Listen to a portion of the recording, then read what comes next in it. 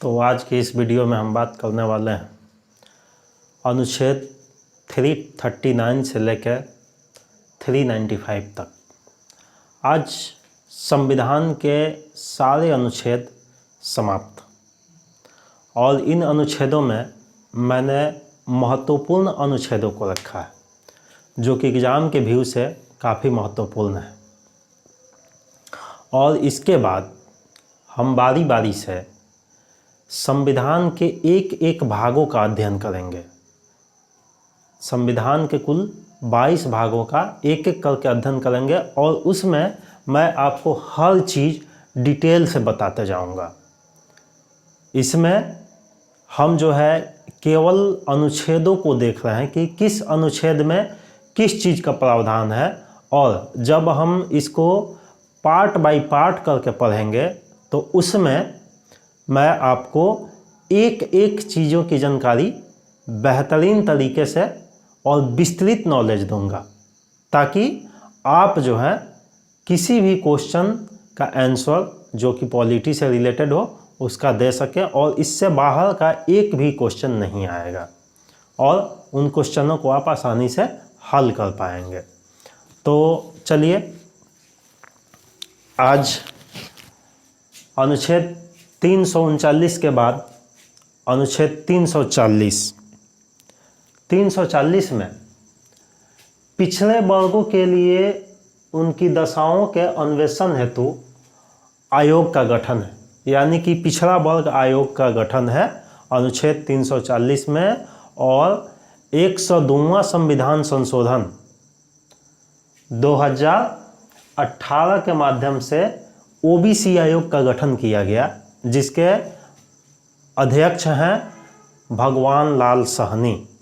ये OBC commission के अध्यक्ष बनाए गए हैं भगवान लाल साहनी। संविधान संशोधन याद रखिएगा, 102वां संविधान संशोधन 2018। उसके बाद अनुच्छेद 343 यानी कि 343 संघ की राजभाषा ऑफिशियल लैंग्वेज। पिछली वीडियो में मैंने बताया था कि भारतीय नोटों पे जो करेंसीज हैं उन पे 17 भाषाओं का अंकन किया गया है, 17 भाषाओं में उस पे लिखा गया है। तो भाग 17 में राजभाषा का जिक्र है अनुच्छेद 343 से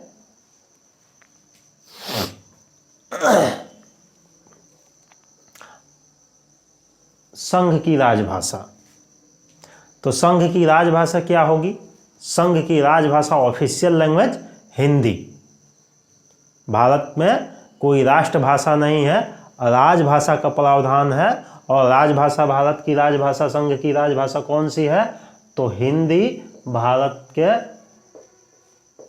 राजभाषा के रूप में दर्जा प्राप्त है। उसके बाद अनुच्छेद 345 इसमें राज्यों की राजभाषा या राजभाषाएं हैं। इसमें राज्य जो है, राज्यों की कौन सी भाषा होगी, राज्य का ऑफिशियल लैंग्वेज कौन सा होगा, इस बात का जिक्र है। या कोई भी राज्य अगर चाहे तो एक से अधिक भाषाओं को अपना स्टेट लैंग्वेज बना सकता है, ऑफिशियल लैंग्वेज बना सकता है, और या तो किसी अन्य स्थानीय भाषा को या फिर चाहे तो हिंदी को वह राज्य भाषा बना सकता है कोई भी राज्य। तो बहुत सारे स्टेट हैं जिन्होंने अपने क्षेत्रीय भाषाओं को प्रधानता दी है, जैसे कि बंगाल में बंगाली स्टेट लैंग्वेज है और असम में असमिया स्टेट लैंग्वेज है। इस तरह से जो भी राज्य हैं जिनमें उस राज्य की स्थानीय बोली को प्राथमिकता दिया गया है वह अपनी राज्य भाषा जो है उसको बना सकता है। और अनुच्छेद 348 इसमें उच्चतम न्यायालय, उच्च न्यायालय और अधिनियम विधेयकों आदि के लिए प्रयोग की जाने वाली भाषा का जिक्र है। यानी कि उच्चतम न्यायालय, सुप्रीम कोर्ट ऑफ इंडिया और हाई कोर्ट ऑफ इंडिया, इन दोनों में राजभाषाओं के रूप में किसी भी विधेयक या किसी भी फैसले पे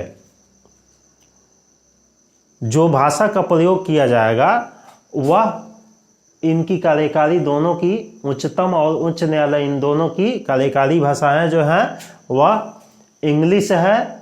इनके फैसले इंग्लिश में आते हैं, इनका कार्य इंग्लिश में होता है। इसके अलावा राज्यों तथा राज्यों के विधानमंडल और संसद के दोनों, राज्यसभा और लोकसभा दोनों सदनों में जो भी कानून पारित होते हैं वह अंग्रेजी में पारित होते हैं। इसका प्रावधान है अनुच्छेद 348 में।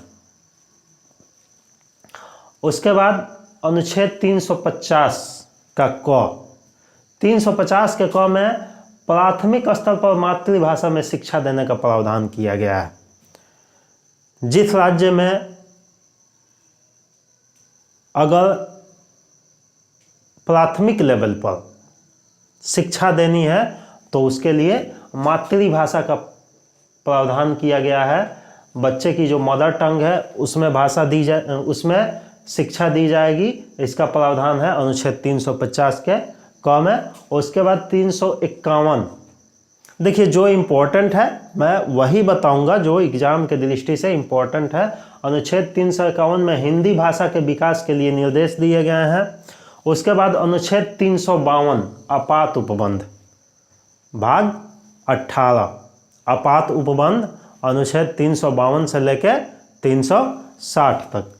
देखिए 352 में आपात की उद्घोषणा है, और आपात की उद्घोषणा कौन कर सकता है?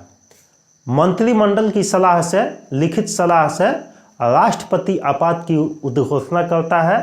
और आपात 3 प्रकार के होते हैं, एक राष्ट्रीय आपात, दूसरा राष्ट्रपति शासन और तीसरा वित्तीय आपात। राष्ट्रीय आपात अनुच्छेद 352 के तहत, राष्ट्रपति शासन अनुच्छेद 356 के तहत और वित्तीय आपात अनुच्छेद 360 के तहत। तो 352 के तहत जो राष्ट्रीय आपात लगाया जाता है उसके 3 कारण हो सकते हैं। पहला कारण, एक तो युद्ध, दूसरा बाह्य आक्रमण और तीसरा आंतरिक सशस्त्र विद्रोह। ठीक, पहला कारण क्या होना चाहिए? युद्ध हो जाए। दूसरा कारण, भारत पर अगर कोई बाहरी देश आक्रमण कर दे। और तीसरा, आर्म्ड रेविलियन हो जाए, सशस्त्र विद्रोह हो जाए। ऐसी स्थिति में राष्ट्रपति जो है आपात की उद्घोषणा कर सकते हैं। और यह जो है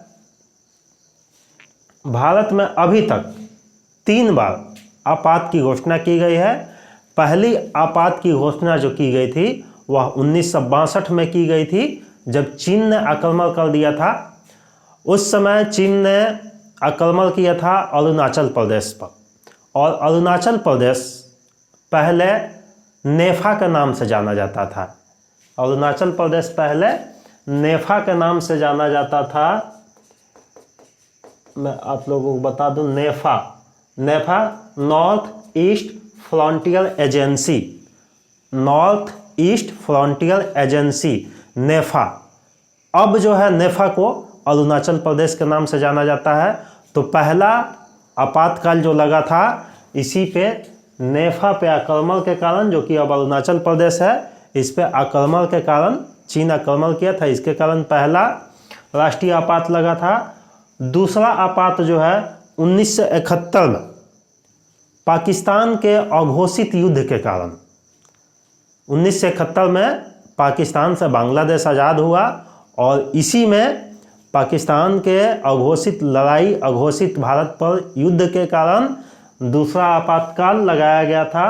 और तीसरा आपातकाल प्रधानमंत्री इंदिरा गांधी के नेतृत्व काल में 1975 में देश में इमरजेंसी आपातकाल लगाया गया था, आंतरिक अशांति के आधार पर।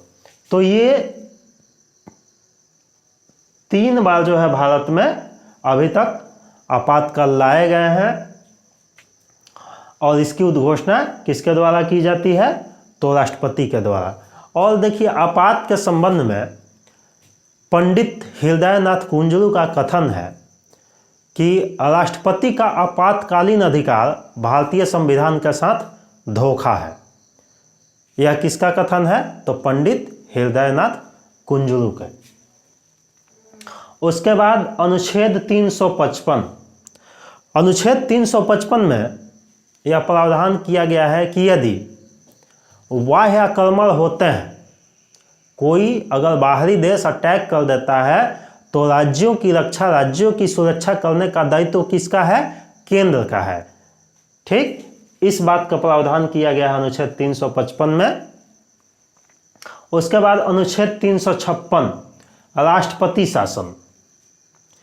राष्ट्रपति शासन, यदि किसी राज्य में राज्यपाल को लगता है कि राज्य का विधानमंडल फेल हो चुका है और राज्य में संवैधानिक तंत्र से शासन नहीं चलाया जा रहा है, तो वह राष्ट्रपति को उस राज्य में राष्ट्रपति शासन लगाने के लिए अनुशंसा कर सकता है और उसके अनुशंसा पर राष्ट्रपति चाहे तो देश के किसी भी भाग में इसको लगा सकता है, राज्य के किसी भी राज्य में लगा सकता है। राष्ट्रपति, अगर राज्यपाल राष्ट्रपति को इस बात की अनुशंसा करता है, तब राष्ट्रपति जो है उस राज्य में आपातकाल की घोषणा कर सकता है। राष्ट्रपति शासन पहले 2 माह के लिए लगाया जाता है, फिर इसको संसद के दोनों सदनों से पारित होने के बाद इसकी अवधि जो है 6 महीने कर दी जाती है और इसको अधिकतम 3 साल तक के लिए लगाया जा सकता है। पहले 2 माह, फिर संसद से दोनों सदनों से अगर अनुमोदन प्राप्त हो जाती है तो 6 महीने, और इसको अधिकतम से अधिकतम किसी राज्य में 3 साल तक के लिए लगाया जा सकता है। और 3 साल के बाद और अधिक लगाने की आवश्यकता है तो उसके लिए फिर संविधान में संशोधन करना पड़ेगा। और मैंने यहाँ एक चीज़ आपको बताना भूल गया कि जो 352 के तहत राष्ट्रपति देश में अगर आपातकाल की घोषणा करता है तो उसकी अवधि शुरू में 1 महीने होती है। उसके बाद अगर दोनों सदनों से इसकी अनुशंसा कर दी जाती है, इसका अनुमोदन कर दिया जाता है, तो पहली बार में 6 महीने बढ़ाया जा सकता है और फिर दूसरी बार में इसको 6 महीने बढ़ाया जा सकता है। तो राष्ट्रीय आपात अनुच्छेद 352 पहली बार में 1 महीने के लिए, फिर अनुशंसा होगी तो 6 महीने और फिर अनुशंसा होगी तो 6 महीने।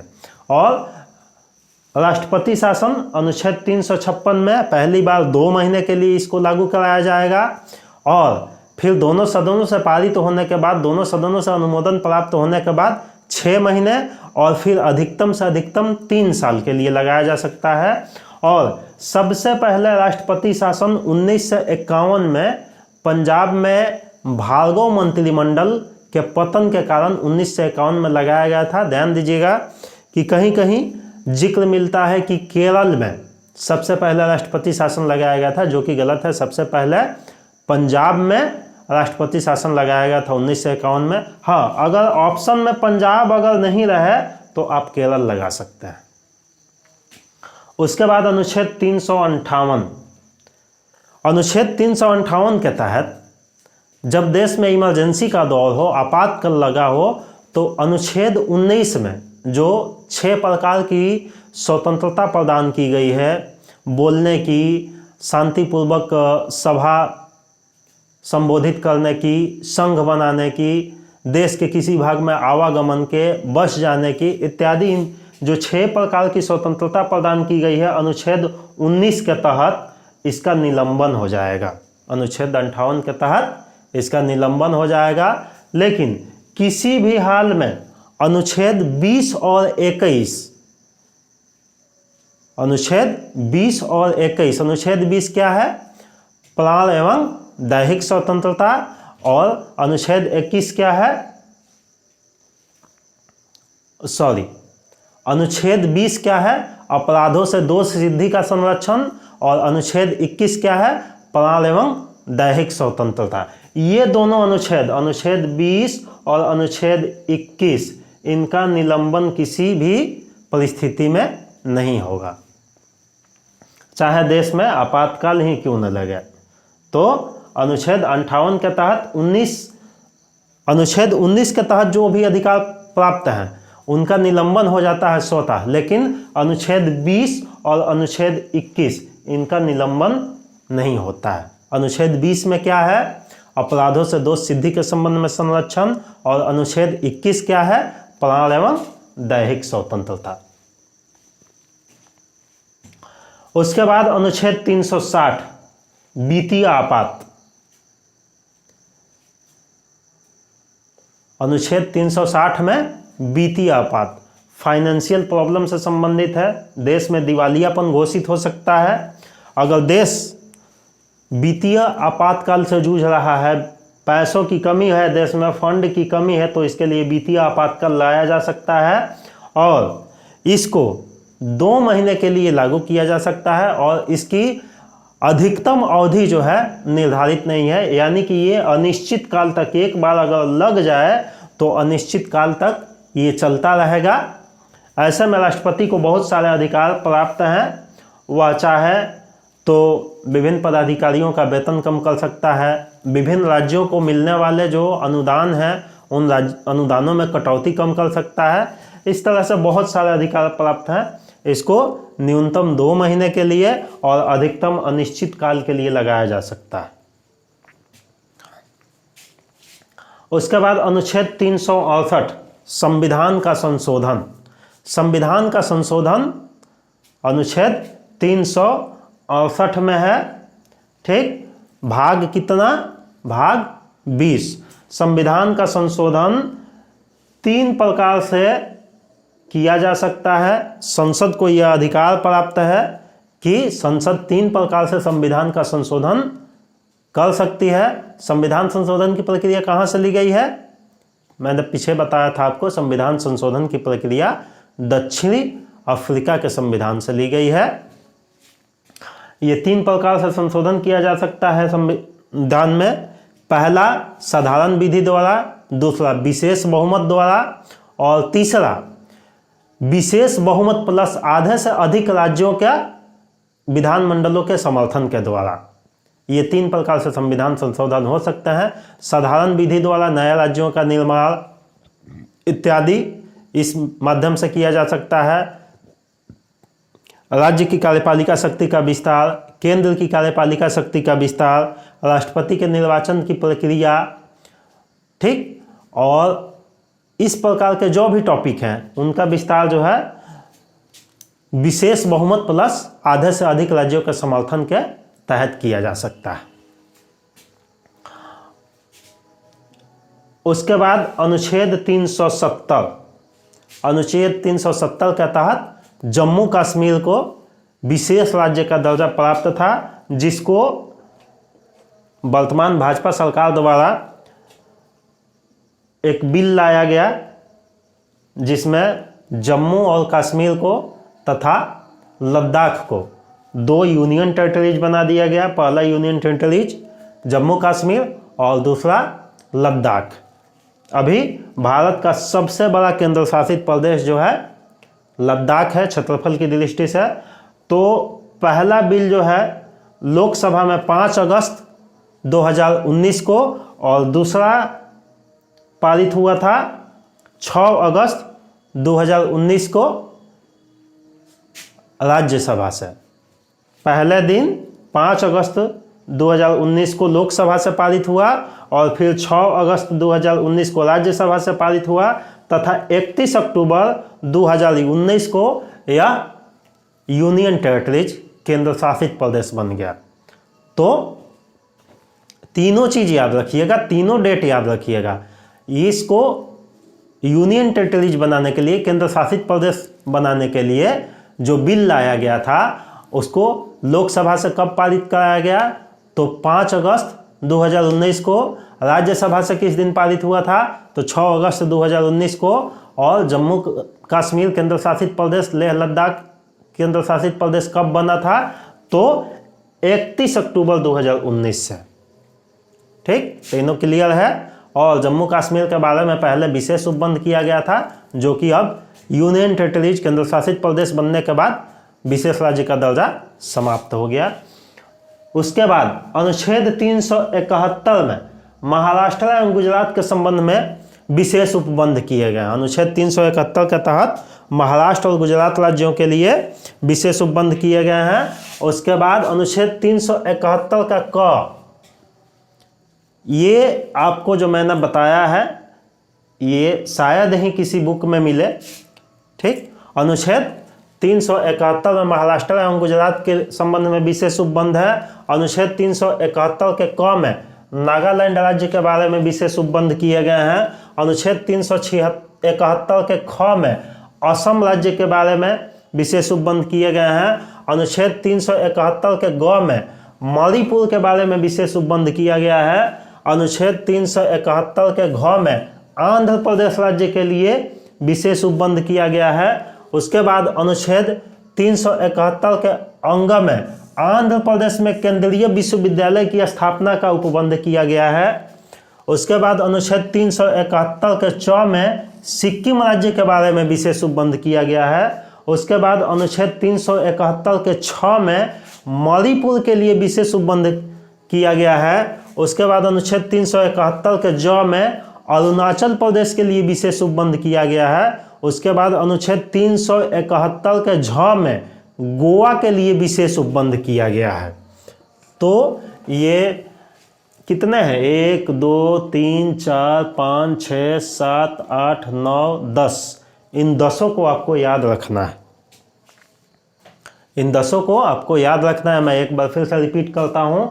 371 में महाराष्ट्र एवं गुजरात के बारे में विशेष उपबंध है। 371 के क में नागालैंड, 371 के ख में असम के लिए, 371 के ग में मणिपुर के लिए, 371 के घ में आंध्र प्रदेश, 371 के अंग में आंध्र प्रदेश में केंद्रीय विश्वविद्यालय, 371 के च में सिक्किम, 371 के छ में मणिपुर, 371 के ज में अरुणाचल प्रदेश और 371 के झ में गोवा राज्य के लिए विशेष उपबंध किया गया है। उसके बाद अनुच्छेद 393 इसमें संविधान के संक्षिप्त नाम का प्रावधान है। इसमें संविधान के संक्षिप्त नाम का प्रावधान है। इसका आशय यह है कि इस संविधान का संक्षिप्त नाम भारत का संविधान है। क्या है? अनुच्छेद 393 क्या कहता है कि इस संविधान का संक्षिप्त नाम क्या है? भारत का संविधान। तो अनुच्छेद 393 में संक्षिप्त नाम है। उसके बाद अनुच्छेद 394 में संविधान के लागू होने का उपबंध किया गया है। जब इसके पहले जब मैंने बताया था तो उस वीडियो में मैंने बताया था कि संविधान के 395 अनुच्छेदों में से कुछ अनुच्छेद जो है 26 नवंबर 1949 को ही लागू कर दिए गए थे और बाकी के अनुच्छेद जो हैं वह 26 जनवरी 1950 को लागू किए गए थे। इसी बात का जिक्र किया गया है अनुच्छेद 394 में। इसके तहत 5, 6, 7, 8, 9, 60, 324, 366, 367, 379, 380, 388, 391, 392, 393 तथा स्वयं 394 कुल कितने हुए? 16। इन अनुच्छेदों को जो है 26 नवंबर 1949 को यानी कि तुरंत लागू कर दिया गया था। अनुच्छेद 394 में क्या है कि ये अनुच्छेद जो है तुरंत लागू होंगे। 395 में से जो 16 अनुच्छेद हैं तुरंत लागू होंगे और बाकी के अनुच्छेद जो हैं वह 26 जनवरी 1950 को लागू होंगे। इस बात का जिक्र है किसमें? अनुच्छेद 394 इसी बात का प्रावधान करता है। उसके बाद अनुच्छेद 395 इसके द्वारा भारतीय स्वतंत्रता अधिनियम 1947 तथा भारत शासन अधिनियम 1935 को यहाँ रिपील कर दिया जाता है, निरसित कर दिया जाता है, यानी कि समाप्त कर दिया जाता है। तो अनुच्छेद 395 में क्या है कि भारत शासन अधिनियम 1935 और भारतीय स्वतंत्रता अधिनियम 1947 इन दोनों को रिपील किया जाता है, इसको निरस्त कर दिया जाता है। आगे जो है जब अगला वीडियो आएगा तो उस वीडियो में अब हम एक एक करके पार्ट बाय पार्ट पढ़ना शुरू करेंगे। भाग प्रथम में जैसे संघ है उसका राज्य क्षेत्र है, भाग 2 में नागरिकता है। तो इसको जो है हम लोग एक एक अनुच्छेदों को इसमें विस्तृत रूप से देखेंगे।